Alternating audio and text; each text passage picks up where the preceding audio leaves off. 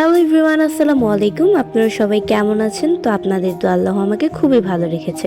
আমি গিয়ে আজকে কই মাছ রান্না করব আর চিংড়ি মাছ, যেটা আমার খুবই পছন্দের। কই মাছটা রান্না করার জন্য প্রথমে আমি মাছটা ধুয়ে নেব ভালো করে, দেন মাছটা আমি কড়াইয়ের ভিতরে দিয়ে দিব। আর এদিক দিয়ে আমি ভাতও বসিয়ে নিয়েছি। কই মাছ ভাজা শেষে আমি দিয়ে দিব গিয়ে চিংড়ি মাছ, যেটা আগে ভাজতে হয় তেলের ভিতরে। কিছু অলিখিত নিয়ম যেগুলো জীবন আপনাকে ধীরে ধীরে শেখায়।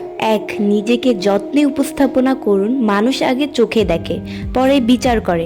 পরিপাটি থাকা সম্মানের প্রথম ধাপ। দুই, বোকাদের সাথে তর্কে নয়, নীরবতা অনেক সময় সবচেয়ে বুদ্ধিমান উত্তর। শুরুতেই সীমা টানুন, আপনি যতটুকু ছাড় দেবেন মানুষ ততটুকুই নেবে। চার, যেখানে সম্মান নেই সেখানে থামবেন না, নিজের মর্যাদার চেয়ে বড় কোনো সম্পর্ক হয় না। পাঁচ, অবমূল্যায়ন হতে দিন, কথা দিয়ে নয় কাজ দিয়ে মানুষকে চমক দিন।